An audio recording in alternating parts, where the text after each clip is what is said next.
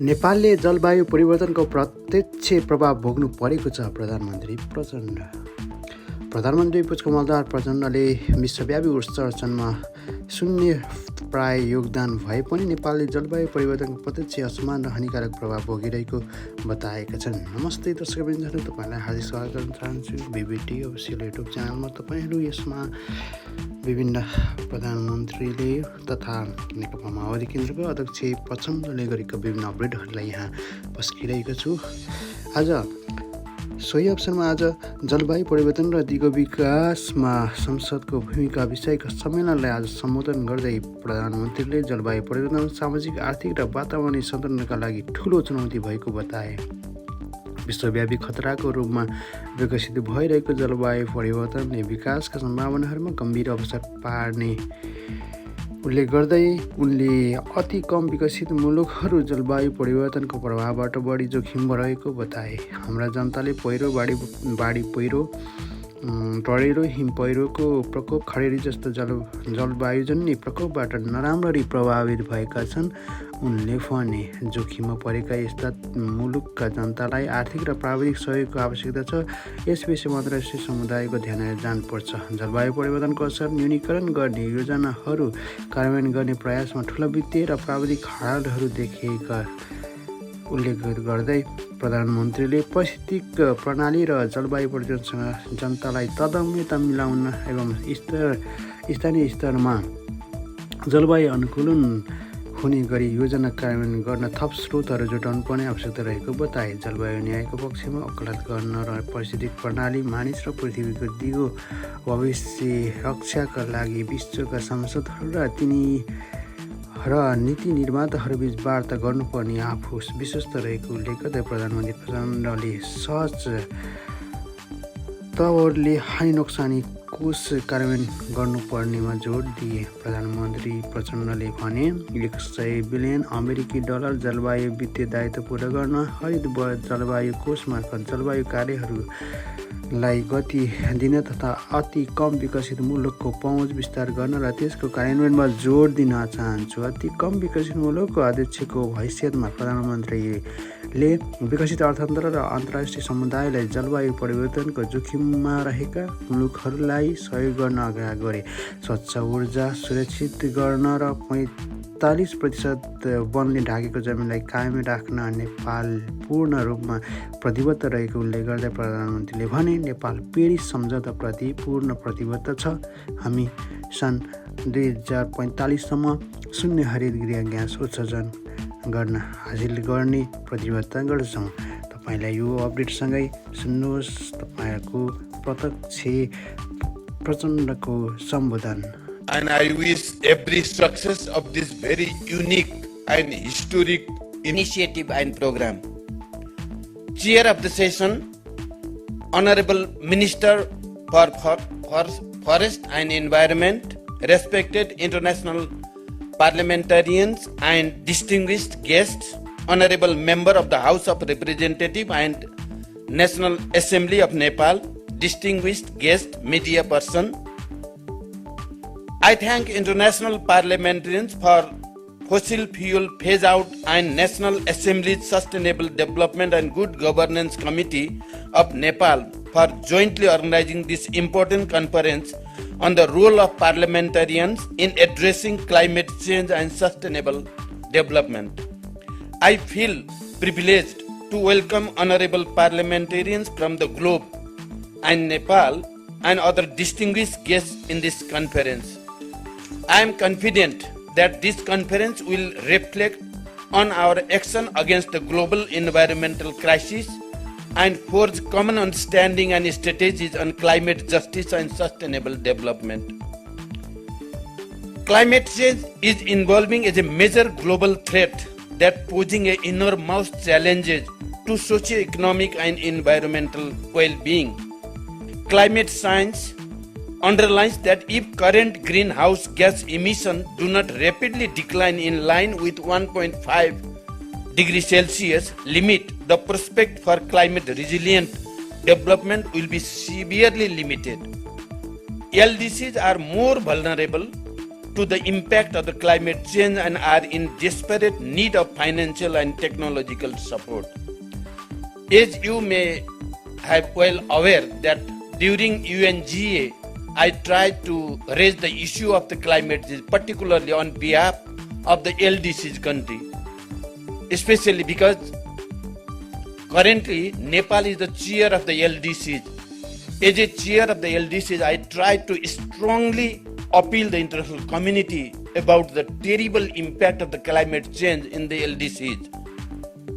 Nepal is bearing a direct, disproportionate and damaging effect of climate change despite near zero contribution to global emission. Due to an appalling injustice inflicted on us, our people are severely affected by climate-induced disasters such as landslide, floods, wildfires, glacier lake outbursts, drought, etc. Because terrible impact is there in Nepal, therefore, during UNGA, I requested Secretary General of the UN to visit Nepal and directly have a interaction with the local peoples who are directly affected by the climate change. He agreed to visit Nepal and it has a very huge impact all over the world. Secretary General, during COP28, I chaired a roundtable conference of the mountainous country and he made a very strong speech in favor of the LDCs and the effect of the climate change. I am deeply concerned about the finding of the recent IPCC report that states climate-induced disaster breaking records in the Himalayas. We have already lost 1/3 of our glaciers, and scientists have warned that we are going to lose another 1/3 by the end of this century. The Himalayas are the foundation of human civilization, ecosystem and biodiversity. They are providing global service to the people and the planet and are the source of livelihoods for billions of people downstream. Distinguished participants, I have strongly highlighted the repercussion of climate change in mountainous region and least developed country in all forums, including the 78th UNGA Climate Ambition Summit and COP28 in Dubai. As the chair of the LDCs, I urge the developed economy and the international community for more predictable and adequate and equitable resources and technology for LDCs.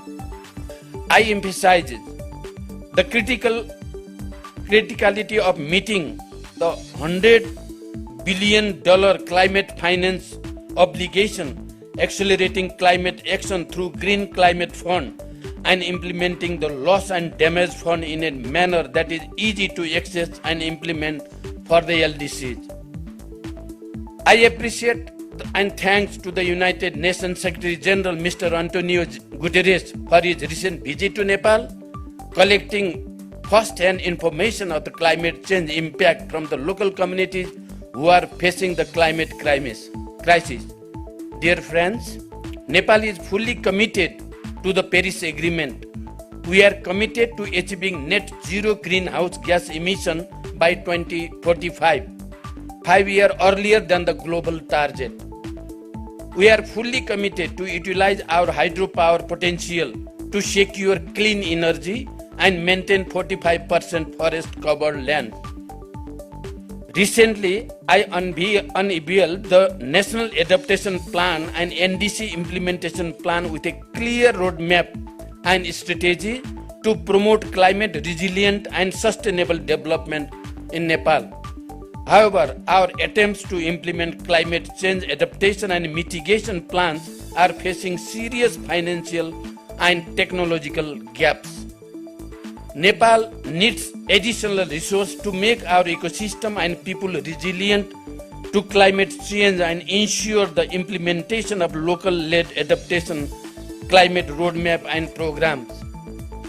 I strongly believe in the necessity of initiating dialogue among the parliamentarians and policy makers globally to advocate together for climate justice and to safeguard a sustainable future for ecosystem, people, and our planet. Dear friends, I would like to extend my sincere gratitude for your valuable presence and extend our sincere thanks to all those in attendance, including the honorable parliamentarians from different countries. As you know that tremendous political changes were there in the last decade in this country.